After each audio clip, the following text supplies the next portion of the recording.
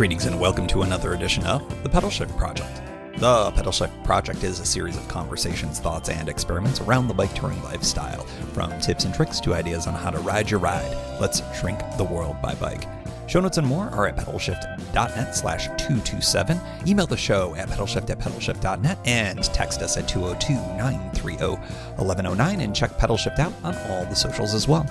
Hello, everybody, from the snowiest place on earth, it feels like. I am here in West Virginia at the cabin, and today we are getting hammered, and I mean hammered by a snowstorm. I think we're going to end up with at least a foot of snow, and maybe close to a foot and a half. That's 12 to 18 inches. I could go metric, but that would require me to understand how to convert inches to centimeters. But let's just say it's a lot of snow, and I promised you all that I would do a tour this year that would be under adverse conditions. Today would have been an excellent day for that. Sadly, we had a good stretch of weather all the way ahead of this. So today, this episode, it's one last time on the C&O in 2020. This was a quick S240 out on the C&O, and it was a fun little trip. I brought the microphone along and basically just talked a lot, as you will discover. But it was fun. It was one more time out on the trail that has been basically my home base for all of 2020 for all of the reasons that I yammer on about incessantly. So I cover things like the C&O and the weather and COVID and a whole bunch of other things as well. Plus a little bit of follow-up for the e-bike episode from last week. Lots of great feedback on that. I will definitely be going into doing a follow-up episode on that probably sometime in 2021 because there's just a ton of good information that I'm getting out of folks. So thank you for all of that. So without further ado, one last time on the C&O. From Hancock, Maryland. It is I think, safe to say, the final bicycle tour of the 2020 season.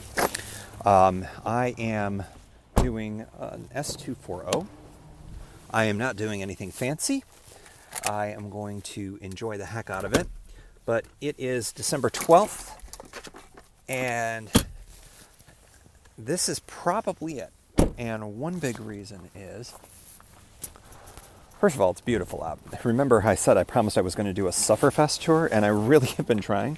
But the weather has actually been kind of nice, and today it's spectacular. It was almost 60 degrees here today in Western Maryland / Eastern Panhandle of West Virginia. So no such luck for sufferfest. But interestingly, Wednesday of this coming week, there is a forecast for potentially up to 10 inches of snow here in the area. So I'm realizing that with that kind of weather coming, which is really unusually early for this region, not unheard of, but unusually early, that I figure this is probably the last real kind of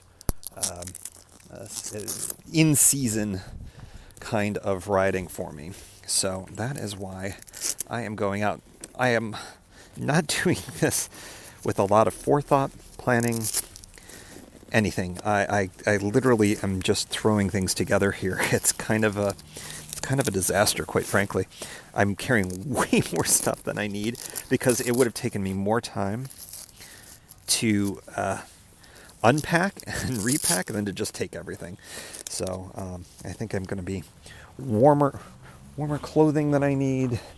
I'm bringing rain gear because at some point there was a forecast for rain because I was hoping for the sufferfest ride. So at least I've got that gear with me. I brought an extra camping pillow. I mean, it's just sort of ridiculous what I have right here. I'm essentially riding with gear that it feels like would be what I would bring for, a super long ride, like a DC to Cincinnati kind of situation. So for an S240, it's kind of silly. But you know what? It is what it is. And the real trick right now, the real challenge right now is I am running low on light. This time of year, around these parts, the sun sets 4:30 to 4:45 range. That's kind of what I'm going to be battling in terms of sun. So that's why you're hearing me pack as we go along. I've just packed the car, and I unloaded the bike, as you all heard, and now it's just kind of, all right, let's throw things together. Let's get the bike. Well, you just heard my bike crashing. And these are the types of challenges you have when you rush. I think that I often put too much faith into that kickstand. The kind of silly thing that I've maintained is that I like having the kickstand, and I really would be better off just leaning the bike against something like most bike tourists do, but it is what it is. The nice thing is I'm nearly done, and I think I've got plenty of time to get to the camp that I was intending to go to, which will be excellent, because I would really love to get completely set up before the sun goes down. I do have, of course, headlamps and all that other stuff. I've certainly got experience setting up camp in the dark, but I don't know if you're like me, but I prefer not doing that if I don't have to. I'm also realizing that I didn't completely, my dry bag here with my sleeping bag and stuff is really not completely, you know what? Screw it. I do not need to compress it down, because frankly all I'm going to do is uncompress it in hopefully a not too terribly long time. So it's going to look a little silly. I have to assume that I will have not only the trail but the campsite to myself. Once you get into December, people don't have camping in their heads, I don't think. Even on a day like this where it is that beautiful and so nice. I mean, it really feels like spring right now. I think, despite the the warm temperatures today, it is going to cool down into the into the low 40s tonight, which for most people is too cold to camp. For me, that's right on the line, and I'm perfectly happy with it. One last thing I need to do is to grab, should I bring my, we'll strap on the rear light. Why not? And C&O is open. Interestingly open. Given all the numbers, especially in this region, this region is not doing so hot. Numbers wise for COVID, I wanted to double check, make sure I wasn't making a mistake and going when the trail was closed, but it is very much open.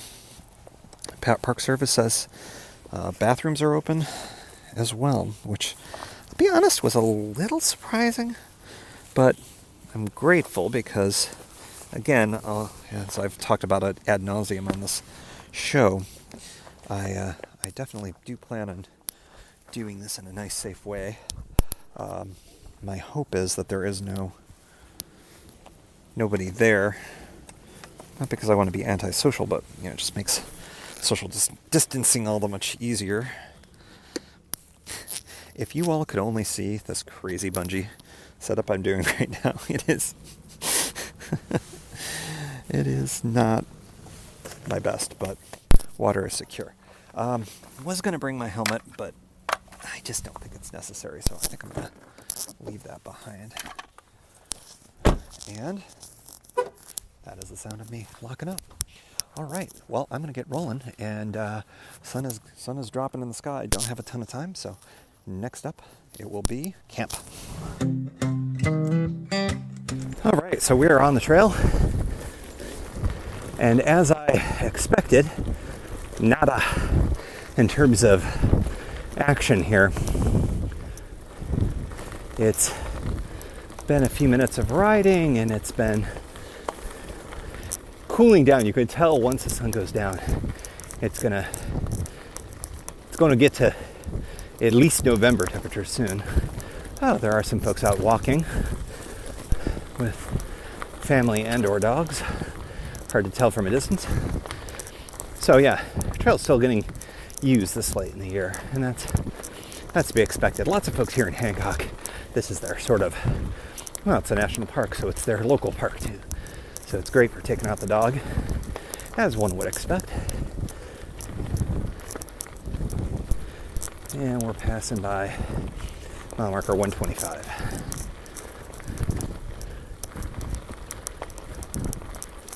Hello. Hi. Like my family, it's like 3 dogs. All over the map, different types. When I left today, Belle Star was unhappy, and she is apparently still waiting by the door for me. These dogs get attached real quick. I'm worried post-COVID as I transition back to going back to an office. I don't know when that's going to be. That might not be for a year for all I know. But yeah, these dogs, we're going to have to get them less used to having us around so much, because that reality will hopefully eventually change. Yeah, it is exciting. I mean, again, not to make this the COVID cast, I've already started looking at some potential tours for when everything is done, and or at least regressing enough that it's safe to do something where I could fly out someplace and do a tour like I've been accustomed to doing. And I've really missed the Pacific Coast, so I've been toying with some options with that. But of course, going out west, there's folks I haven't seen in a year, including family, and I need to make sure that I work some visitation time in too. So that's a challenge, but luckily have some additional vacation time that rolls over to next year that should help with all of that. So I'll probably share more of that in a future episode, and I don't think it's worth talking about too much in detail until I think that becomes a more realistic option. But I think the idea of kind of taking all the lessons I've learned over the last 10 plus years in bicycle touring with fast forwards and things like that, I think I've figured out some interesting options for the Portland to San Francisco ride, which normally takes, if you ride it all, about 14 to 15 days of riding. And that includes kind of a real short day at Burlington, but frankly, that's worth it. Burlington Campground's in the Avenue of the Giants, and it's just a must stop. And that got me thinking, what are the best things in that ride?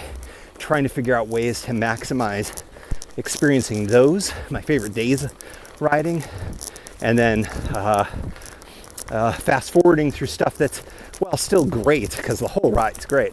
But what can I do to yada some of the other stuff, and then make that ride a little more compressed time-wise to allow for family visits in the Northwest and then friends visits in the Bay Area on either end.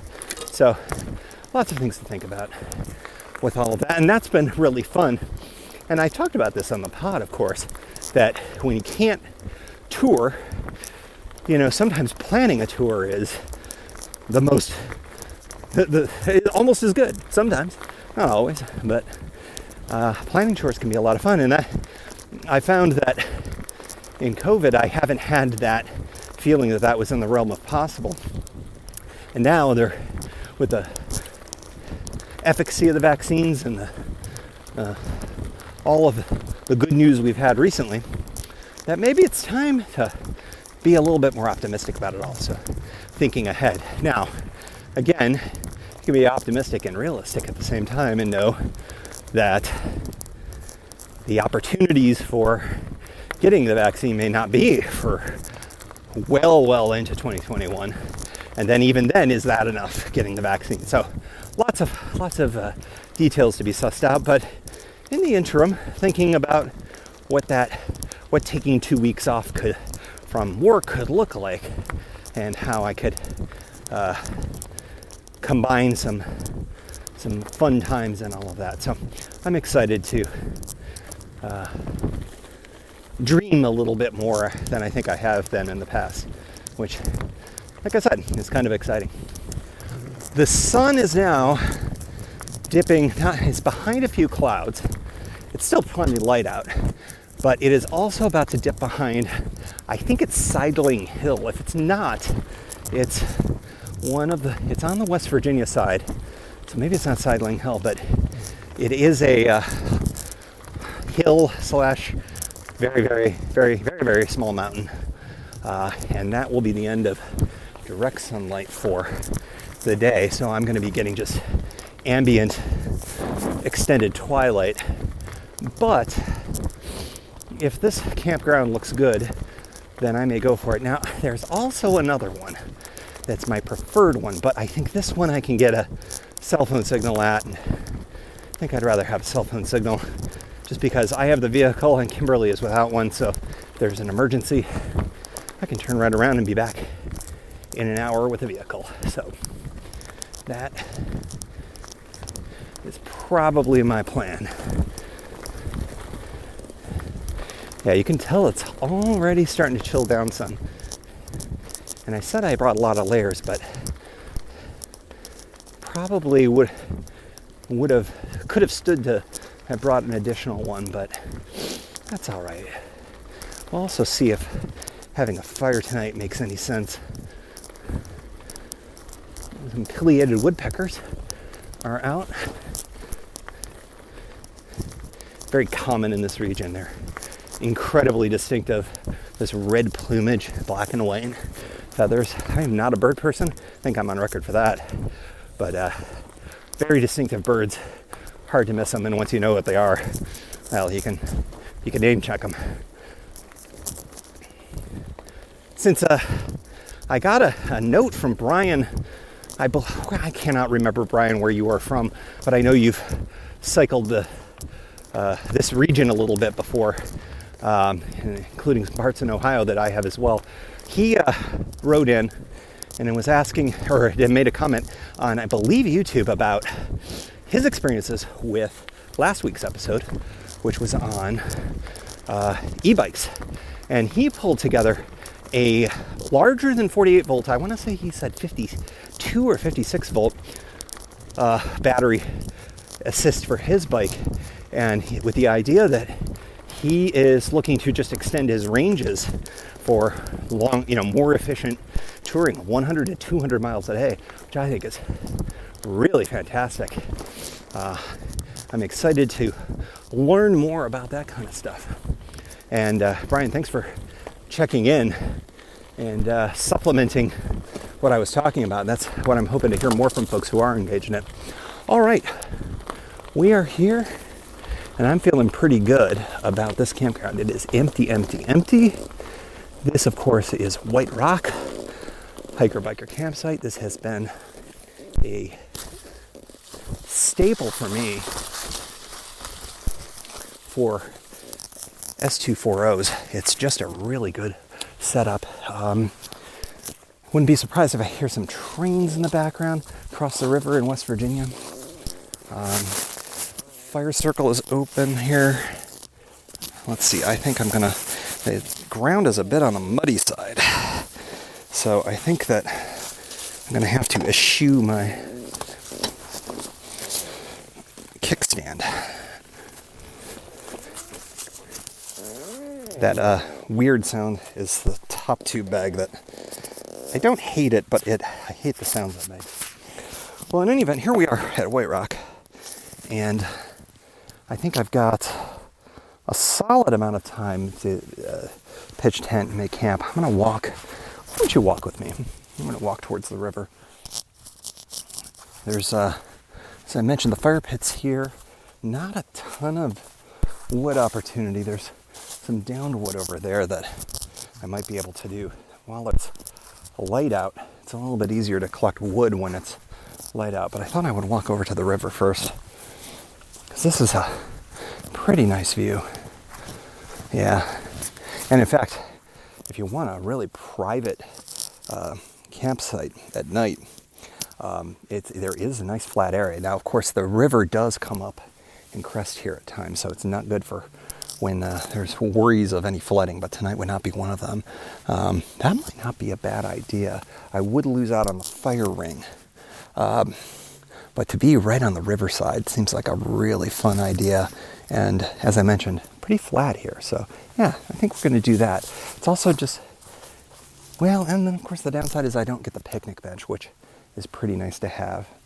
I could do best of both worlds. Set up camp down here and then kind of hang up here. I love how you're getting the stream of consciousness of like how I think when I do these things when I camp. But I think the question would be, do I have wood that is burnable? That may make my decision for me. It's a ton of downed wood here, but it's all really big, not very breakable. I did not bring a saw of note or a hatchet, despite bringing virtually everything else with me, it felt like. Yeah, maybe I'll just be up here. Just nice to have the picnic table is a really nice thing to have a flat surface that's at waist height so you're not constantly bending over. So yeah, I think maybe we'll just stay up here. Also, bathroom is here. By the way, bathrooms are open. Just to kind of put a little punctuation mark on what I had said earlier. The Park Service, these campgrounds are open. The trail is open. And even though the numbers are higher than they were in the spring, when they closed down, remember they cinch locked all of the bathrooms and whatnot. Now they're open. And I think it's really interesting. I think it's a bit of commentary on what we have learned about the transmissibility of the virus and where it really happens and where it doesn't happen. We were in the spring really concerned about surfaces. Now we're much more concerned about airborne. Well, we're outside. It's all good. So airborne is not so much of a problem here. And if we're a little less concerned about surfaces, then it's great that the bathrooms are open, so I do not have to, yes, pick my poop up off the ground. Very happy about that. Okay, I'm going to take a pause here chatting with you, and I'm going to get camp set up and maybe even get some dinner started. So check in with you in a moment. All right, camp is set up. The lights are going down. I posted, hopefully you can check it out on Instagram. I brought a set of battery operated LEDs for the tent. A little festive action there. And I'm enjoying some cheddar broccoli soup. I will say, I brought the big stove, the Green Dragon, the one that's really hot. I have to say, it's not great for cooking. I think I'm decided. I'm tasting some burntness to my soup, some oaky flavors. So I think that I need to start thinking about bringing the other stove if I'm going to cook food, which is a rare thing for me, but here we are. I also have an absolute complete abrogation? No. Completely against the rules here at the C&amp National Park, National Historic Park. I have Sierra Nevada's Celebration Fresh Hop IPA with me. Cheers to that. It's very good this year. It's always good, but it's particularly good this year. So yeah, I'm really enjoying this quick little overnight. And even though it's not a lot of bicycling, I think it's a great way to close out the year. Pardon me as I'm eating here, a year that definitely, from a touring perspective, I mean, what else can you say other than it's disappointing? I mean, I'm not sure exactly what my plans were. I don't think I ever got to the point where I had any broader plans. I think I definitely wanted to do a bigger tour. I certainly would have gone out west. The usual stuff that would have been on top of my usual C&O and Gap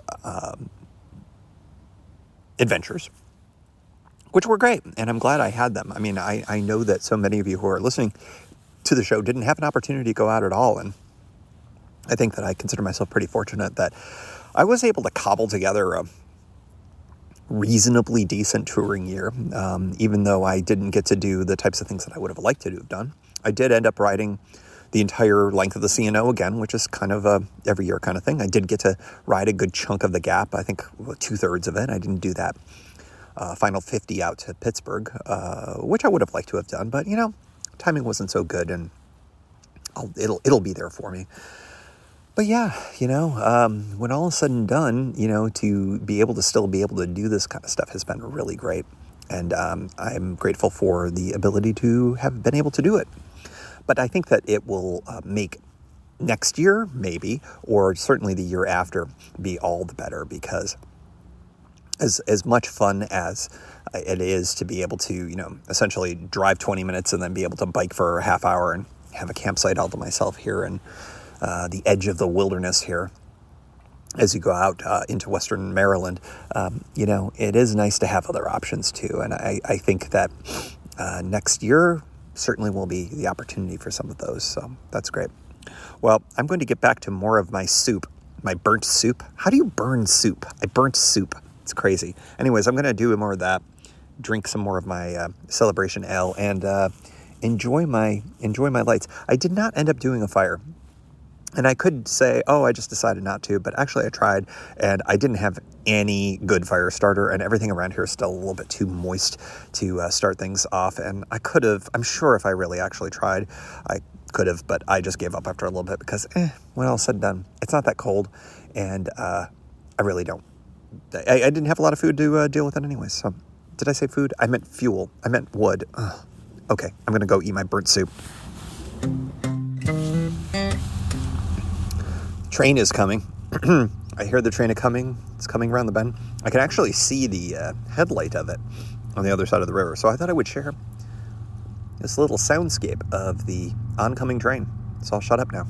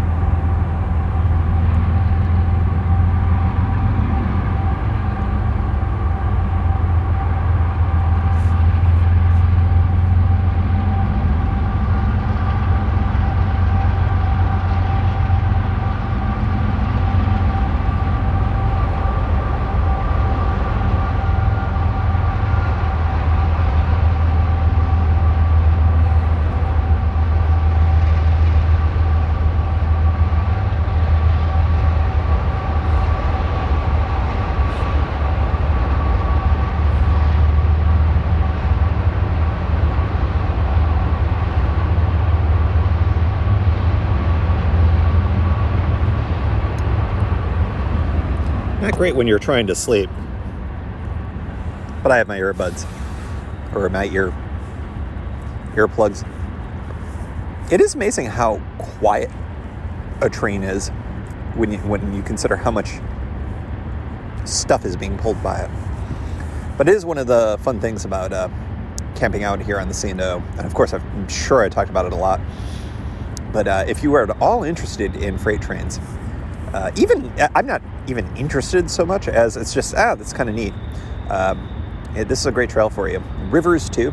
There's a whole lot that you get out of being on the C&O, and of course every ride's different, as I always say. But it's nice here. I still have a little bit of twilight, so I can just sort of see across the river here. And it's really only, I'll go metric on this, it's only a couple hundred meters, probably, between me and where the tracks are, and the Potomac River is in between me. Oh, it looks like, okay, and there is the end of the train is also another engine, which is why you're hearing the sound again. Yeah, it's always kind of cool. By the way, that is the track that it wouldn't be going over the bridge necessarily if I was taking that rail bridge crossing, but those are the tracks that it would end up on. So it's interesting to see that track is active. That is the main track right there for everything, including Amtrak as well. But it turns out, by the way, that was not the end of the train. That was a mid-train engine. Interesting. Well, there you go. that is the train here tonight, December 12th, 2020. One thing about touring in the late fall / meteorological winter is how damn early it gets dark. I mean, it is pitch black, and it's a little after 6 o'clock. The sun's been down for an hour, almost an hour and a half. And it's just remarkable how, when you're touring, how much your rhythms change in an instant. Last night I was up very, very late. Maybe that's why I'm tired. But, I'm used to electric lights and things like that, and things that keep me up, and screens and all that. And when you're out on a bike tour and at 6 o'clock it's pitch black, and it's like, okay, well, I've eaten, I've cleaned up, and ready to go in the tent, And once you're in the tent, it's sort of like, it's not like I'm going to be staying up until midnight here or anything like that. Although I certainly have some stuff to watch. I downloaded a few things on my phone, and I've got podcasts and whatnot. But it is remarkable. And I think that is another reason why winter touring is so tricky, because your day is so short. And because you are, especially if you're camping, you are a slave to the rhythms of everything. That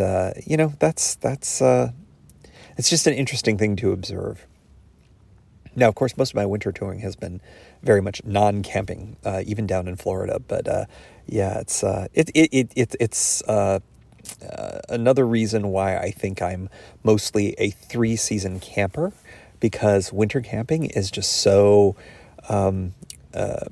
focused on being in a tent. And while that can be fun, at the same time, it's also limiting. So, but I am enjoying this. I really enjoyed seeing the Christmas lights up on my tent before I turned in here. Interestingly, you can see the lights of a few houses from the trail here, because we are close enough to Hancock at this campsite that there are a few folks who live literally a stone's throw away, which is interesting. So I wasn't sure if they saw my lights on my tent, or me doddering about with my flashlight and headlamp and whatnot. Who knows? But I'm all ensconced in the tent and ready to kind of close down my evening. So I think we will. This will be my last entry for this evening, but I will check you all out in the morning, and the end of a very quick but very, very satisfying 2020 touring season. Good morning. A brisk morning. You are going to hear it in my voice. I'm curious. I don't even know the temperature yet. It is 46, feels like 43. And you're going to hear me light up the Green Dragon here. Oop. A little bit chillier, so there we go. These propane stoves do not like temperatures in this level. I am lighting up my pre-prepared coffee, my little espresso pot that I think I brought on the last camping trip. And this is a little bit of a luxury, I think. It's incredibly heavy, but it does make for a very nice cup of coffee.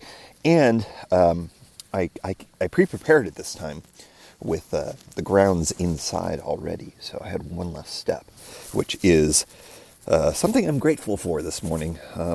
6:24 in the morning. You go to bed super early. You get up super early. This is not a time I'm normally getting up by any stretch of the imagination. I have been finding that this sleeping pad has a slow leak beyond the larger leaks that I was able to patch from the S240 that I did in the DC area around 4th of July weekend this year. So I'm either going to have to figure out what's going on with it, or this will be something that I'll be looking to replace in 2021. Actually, it's an interesting time to sit here and think as my coffee warms up here, as does the rest of the tent. I'm doing this in the vestibule, which is nice because it is creating a little bit of extra heat inside the tent. So I'm not cold. I'm a little cold, but not unreasonably so. And I do have some other layers I could throw on. But knowing that my coffee making would warm me up, not just from drinking it, but also from creating it, but I don't think I need to do that. But a couple of other things I'm toying with upgrading and replacing. I'm thinking about getting a new version of my tent. I've been so pleased with it over the years that I think I'm going to get the exact same one, not because I'm going to immediately use it, but because my worry is, as with any kind of situation where you have a model you like, that it could get discontinued in favor of something that maybe you wouldn't like as much. I think I'm going to buy a new Alps Mountaineering Zephyr 2, just to have. I've threatened this over and over again for a very long time, but I think I'm serious about it this time. I think it's fine. I'll seam seal this one again. I just think I want to have one available in case this does ever get to a point where it fails. My feeling is that there's going to come a point where the zippers are going to go. And I think I've had a few instances where on the fly, the zippers have been a problem. So I think that's something else I'm going to be thinking about. Might be hearing my coffee. Very nice, seeing the steam come out. It usually means we're towards the end of it, so I think I'm actually going to kill the heat.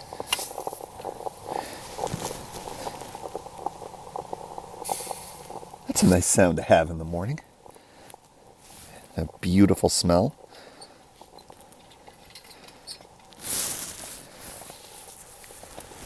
All right.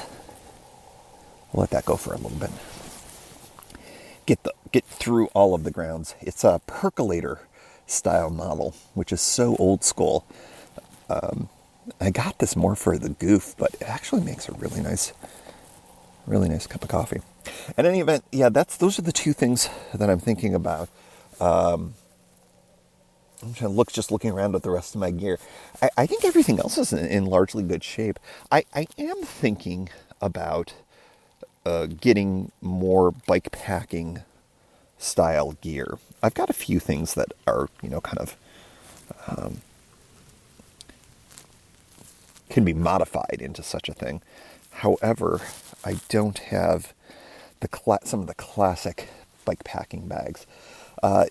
Partially just to give me more options, especially for overnights, or for times when I really just don't want to go full heavy loads. So that's another thing that I'm thinking about doing for next year. But in any event, I'm going to enjoy my cup of coffee, and then I'll get back online with you all before we pack up and head back to the Jeep and wrap up the final, it's crazy to say it, the final tour of 2020. All right, all packed up and largely ready to go here. I have one dry spot I'm looking at right now in this entire campground, because it did rain not a lot overnight. I mean, everything has a nice layer of wetness to it, except for where the tent was, which I always think is a good testament to A, that it didn't rain a ton, I suppose, but B, the fact that it is a nice little escape, a protection from the rain, such a tent. So that's kind of nice to see. And it's funny because I was talking about the possibility of replacing the tent for next season because of the zippers, and what immediately fails when I was trying to zip the fly back up, I got that zipper separation again. So I do think that a new tent is in the plans for next year. I think I'm going to hold on to, as I mentioned, this tent because I'm going to see if I can get that fly to behave, see if I can fix those zippers, because I would like to not have to replace this fully and hold on to the stealth fly, essentially. I suppose I could end up bringing both flies and just use the secondary one with no good zippers on it as a stealth fly. So I don't know, more to come on that. I'll think more about that down the line. But yeah, I do think that tent owes me nothing at all for a sub $150 tent. It's excellent, and I've been a big fan, and I kind of stumbled upon it as a touring tent option. And I guess I don't really endorse things. They are not a sponsor. I take very few sponsors, as you all know, but it's a good tent, and I think I'm going to replace that. So, chili, I have these gloves that I have to say, they've got, I can put them on and use them on my phone and whatnot. They've got those threads that allow you to do that. But I tell you what, every time I put them on, my fingers get more cold than if I don't have them on, and I'm not sure how that happens. It's very strange. So I've got my gloves off for the moment so that I can record this final segment of the show. But chili, this would have been, if this had been a multi-day tour, certainly a sufferfest. So we're going to have to count this. It's going to be a short ride back, but the 40 in the low 40s and wet is to me the worst in terms of just discomfort. I have ridden in this. You all have heard it from the best of this most recent run. And I think that also is a good way of saying that this is sort of a fitting end to the touring season. When conditions get to this place, it's time to start thinking about things later on down, or maybe going someplace else.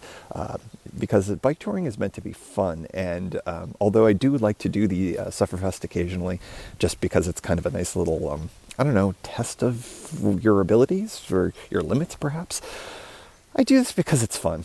And, when stuff ceases to be fun, well, then you change things up a little bit. So we're going to be putting a pause on my touring for at least a few months and start thinking about what the next thing is for tours in 2021. So this was a lot of fun, though, and I really enjoyed the elements of, even though it was very short, to be out at this very picturesque campground. Once again, the C&O gives more than I give it, and I really like that. And it was nice to have the Christmas lights outside my tent, and that was just kind of a fun little extra thing here to bring a little holiday cheer to the final tour of 2020. And as always, we like to close out the show with a special shout out to the Pedal Shift Society. Because of support from listeners like you, Pedal Shift is a weekly bicycle touring podcast with a global community, expanding into live shows and covering new tours like the Kessel Run. If you like what you hear, you can support the show for $5, $2, or even $1 a month. And there's one-shot and annual options. If you're not into the small monthly thing, check it all out at pedalshift.net/society. On to the society. Kimberly Wilson, Caleb Jenkinson, Cameron Lean, Andrew McGregor, Michael Hart, Keith Nagel, Brock Didis, Thomas Skadow, Marco Lowe, Terrence Manson, Harry Telgadis, Chris Barron, Mark Van Ram, Brad Hipwell, Stuart Buchan, Mr. T, Nathan Poulton, Stephen Dickerson, Vince LaGreco, Cody Florchinger, Tom Beninati, Greg Braithwaite, Sandy Pizzio, Jeff Muster, Seth Pollock, Joseph Quinn, Byron Patterson, Joachim Robber, Ray Jackson, Jeff Fry, Kenny Mikey, Lisa Hart, John Denkler, Steve Henkel, Miguel Quinones, Alejandro Avilas Reyes, Keith Spangler, Greg Towner, Dan Gebhardt, Jody Zeranin, Lucas Barwick, Michael Baker, Brian Bechtal, Reinhard Biggle, Greg Middlemas, Connie Moore, William Gothman, Brian Benton, Joan Churchill, Mike Bender, Rick Weinberg, Billy Crafton, Gary Matushak, Greg Latois Lopez, James Sloan, Jonathan Dillard, John Funk, Tom Bilch, Ronald Piroli, Dave Roll, Brian Hafner, Misha LeBlanc, Ari Messenger, David Grotke, Wally Estrella, Sue Reinert, John Letko, Stephen Granada, Philip Mueller, Robert Lackey, Dominic Carroll, Jackie McCulloch, John Hickman, Jack Smith, Carl Presso, David Neves, Patty Louise, Terry Fitzgerald, Peter Steinmetz, Timothy Fitzpatrick, Dave Fletcher, James Stratakis, David Neves, Mike Lazuski, Hank O'Donnell, David Zanoni, David Weil, and thanks also to all past and anonymous folks for helping make this show happen. Thank you for joining. You can find Pedal Shift at pedalshift.net for more great bicycle touring content. You can hear the Pedal Shift project through Apple Podcasts or your favorite podcast app. Opening music courtesy of Jason Kent off his self-titled album. The track is called America. Check out his band Sunfield's latest release, Mono Mono, wherever cool music is available.